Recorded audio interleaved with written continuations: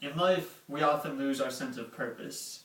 We become what others expect us to be, and we model ourselves after the people we think we're supposed to be like, instead of the people that really inspire us, the people that we connect with and who share our passion. Passion is essential to happiness and fulfillment, and without it, life is shallow and superficial.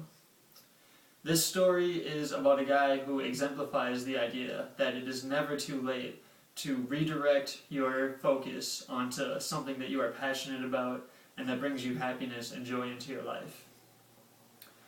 One of my biggest heroes, Rich Roll, spent 20 miserable years living the corporate life and abusing his body. But on his 40th birthday, he had a midlife crisis, and he took that and he turned it into a personal transformation.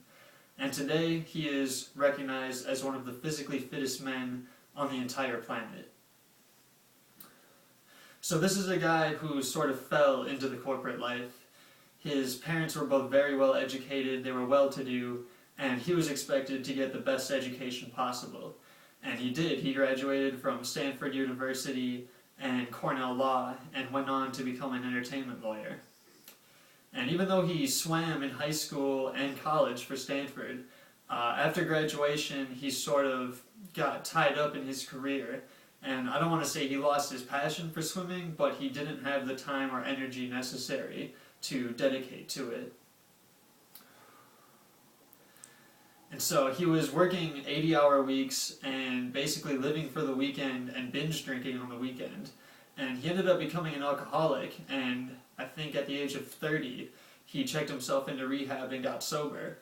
Which was great, but it didn't address the underlying issue, which was that he was depressed. He was unhappy with his life, unhappy with his career, and he was eating nothing but junk and destroying his body and gaining weight. So fast forward 10 years, and on his 40th birthday, as many people tend to do, he had a bit of a midlife crisis. And he took that and he used it as the catalyst for a personal transformation. And he started by asking his wife for help, and his wife helped him go on a 5-day juice cleanse. And what that is for 5 days you don't eat solid food, you just drink fruit juices, vegetable juices, water with lemon, and tea. And he felt absolutely awful for the first 2-3 days, but after 5 days he says he hasn't felt better since college. He was rejuvenated and re-energized, and he decided to follow up on that by switching to a vegetarian diet, which would have been great, except that he really didn't know what he was doing. He didn't put any research into it, and so he went on the vegetarian diet and he felt good for a while, but 6 months later there wasn't really any difference between how he felt then and how he had felt before the juice cleanse. He was still miserable, his body still felt awful. And then something clicked in his head and he decided to switch to a completely vegan diet, which is no animal products whatsoever, and also cut out all of the processed foods in his diet. So raw, natural, vegan diet. And to be honest, he didn't really think it was going to work. He almost did it as a way to prove his wife wrong, so he could go back to the way he was eating before and feel like shit and not feel bad about it. And so he switched to the vegan diet, but once again, after 7 days, he felt amazing. He felt even better than he did immediately after the 5-day juice cleanse. And this time, he decided to stick with it. He stuck to the raw, natural, vegan diet, and he got back into exercising. He started swimming again. He started going for jogs, and his wife got him a bicycle for his birthday that he finally pulled out of the garage and started riding. And he started out moderate, very light exercise and slowly picked up the intensity. And one day, what should have started out as a 3 or 4 mile run ended up becoming a 24-mile jog. He just kept running and running and running until his body felt that he had no more left. And he ended up running 24 miles, which is just 2 miles short of a standard marathon. And this was the beginning of his interest in becoming, in pursuing a serious race, a serious triathlon. but he still had a long way to go before he became one of the fittest men on the planet. He heard about this race called the Ultraman race, which is a 3-day, 320-mile double Ironman triathlon in Hawaii. Invitation only, only 35 competitors are invited. And for whatever reason, he thought it would be a good idea to contact the director of this event and see if he could participate. And somehow she didn't immediately hang up the phone when he told her that he had no previous experience.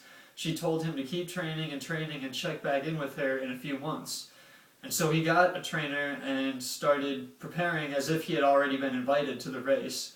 And he kept pestering the director and bugging her and calling her. And miraculously, eventually, she gave in and gave him the invitation to compete in the Ultraman. And so remember, the Ultraman is a double Ironman. He decided to prepare for this by attempting half an Ironman a year in advance. And he actually was unable to finish the half Ironman.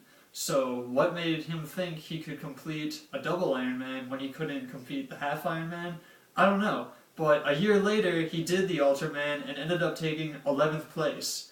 His first serious race, the most extreme, almost dangerous endurance race on the planet, and he took 11th place out of 35 invitation-only competitors. And the following year, he competed in the same race, and despite falling on his bike on day 2 and injuring his shoulder and his knee, he took 6th place in that race. And to this day, he regularly competes in triathlons, marathons, races of all kinds, and regularly places in the top 5, top 10. And Men's Fitness Magazine voted him one of the top 25 fittest men on the planet. So this is a guy who spent 20 years abusing his body, 10 of those years as an alcoholic, climbing the corporate ladder. And at some point he decided enough was enough. He completely transformed his life, switched up his diet, and started exercising again. And now he's the fittest man, one of the fittest men in the world.